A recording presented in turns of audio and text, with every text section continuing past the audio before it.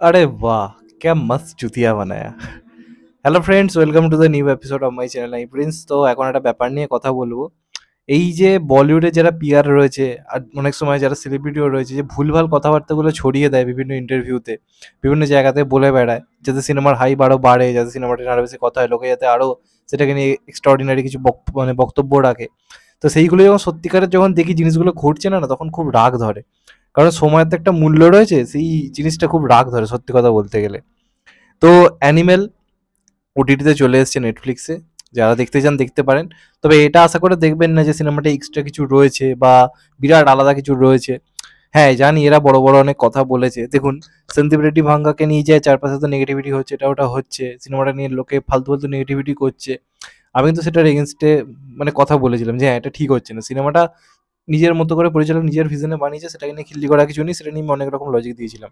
কিন্তু এই ইন্টারভিউতে একরকম বক্তব্য, আর সিনেমা যখন নেটফ্লিক্সে আসছে তখন আরেক ধরনের জিনিস দেখা যাচ্ছে, সেটা খুব রাগ ধরে। তো আমি না যে কটা সিনেমা ওটিটিতে বেসিক্যালি রিলিজ করেছে, তার মধ্যে এটা নিয়ে খুব এক্সাইটেড ছিলাম।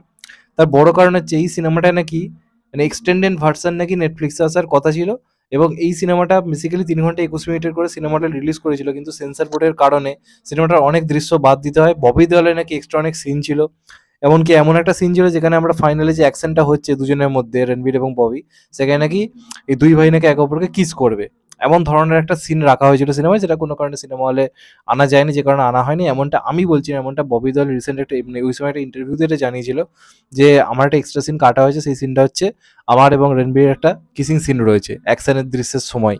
তো এই সমস্ত কথা যখন শুনেছিলাম আমি এটা নিয়ে খুব এক্সাইটেড ছিলাম, নাহলে তো এক্সাইটেড হওয়ার কোনো কারণ ছিল না, হলে দেখা আছে আর কেন এক্সাইটেড হবো।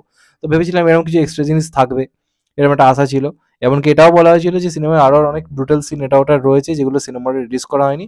3 ঘন্টা 21 সিনেমাটার টোটাল ডিউরেশন হচ্ছে প্রায় 3 ঘন্টা 51 মিনিট, অর্থাৎ আধ ঘন্টা সিনেমার মধ্যে ছিল না, যেটা সিনেমা হলে এসেছিল।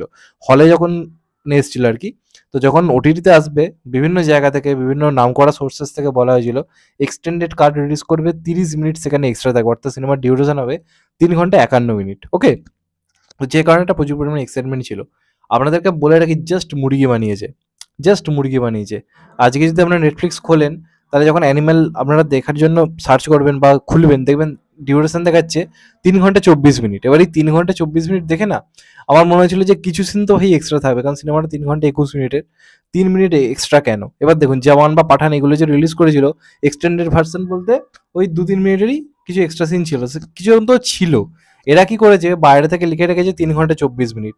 এবার সিনেমাটা খোলার পর যারা দেখতে শুরু করেছে কি করছে, অত ডিটেলস তো দেখছে না, সিনেমাটা স্টার্ট হয়ে গেছে, একটু একটু করে কেটে কেটে টাইম নষ্ট করে দেখছে, যদি কিছু এক্সট্রা সিন থাকে খুঁজে খুঁজে বার করছে। এবার আমিও বা অনেকেই এই জিনিসটা মানে ভুলটা করেছে, 3 ঘন্টা এক্সট্রা দেখে এই 3 মিনিটের কি এক্সট্রা যে রয়েছে সেটা থেকে কি করেছে, সিনেমাটা দেখে গেছে যে কোথায় কি এক্সট্রা সিন আছে দেখবে, তাহলে সেটা নিয়ে আর কি অ্যানালাইজ করবে, কথা বলবে। কারণ এমনটা হয়, এটা হলিউডে এমনকি এক্সটেন্ডেড ভার্সন মানে সত্যি এক্সটেন্ডেড ভার্সন আসে। এরা কি করেছে, বাইরে থেকে 3 ঘন্টা 24 মিনিট লিখে রেখেছে, যখন সেখানে টাচ করে সিনেমাটা চালু হচ্ছে, পুরো সিনেমা হলে যেটা রিলিজ করা হয়েছে 3 ঘন্টা 21 মিনিট পুরো সেম টু সেম।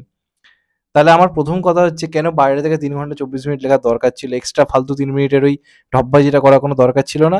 আর এই যে এক্সটেন্ডেড ভার্সন হ্যান ত্যান এগুলো করা হয়েছে একটাই কারণে, শুধুমাত্র যাতে নেটফ্লিক্স ভার্সনে যখন এটা আসবে সেখানে যাতে রেকর্ড ব্রেকিং একটা ভিউজ হয়।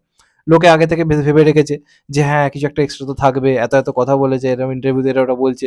এবার যখন তারা দেখছে 3 মিনিটও কিছু এক্সট্রা রয়েছে, তারা এক্সাইটমেন্টে দেখা স্টার্ট করে দিচ্ছে। এর ফলে কি হচ্ছে, তাদের ভিউজটা বাড়ছে। তো বক্স অফিসে এত কালেকশন হলো, এত রেকর্ড ব্রেকিং কালেকশন হলো, তাও এদের লোভের শেষ নেই, এই মিথ্যে জিনিসগুলো করতে হবে। তো প্রচন্ড হতাশ হলাম, মানে মানে আপনি যদি এটা খুলে দেখেন, 3 ঘন্টা 24 মিনিট দেখে ভুলেও পা দেবেন না পুরো সিনেমাটা দেখার জন্য যে এক্সট্রা কিছু থাকবে, কারণ পুরো ঠকবেন। এক্সট্রা কিচ্ছু নেই, যা সিনেমা হলে দেখেছেন ঠিক সেম। জাস্ট আপনারা নিজেরা যদি জুতি হতে চান তাহলে দেখুন আর ঠকুন আমার মতো, সত্যি কথা বলতে গেলে।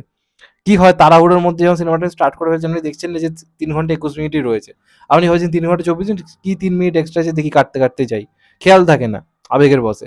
তো স্বাভাবিকভাবেই এরকম অনেকেরই হয়েছে, অনেক সাবস্ক্রাইবারদের সাথে জিনিসটা ঘটেছে, যারা সত্যিকার দেখার জন্য বসছিল।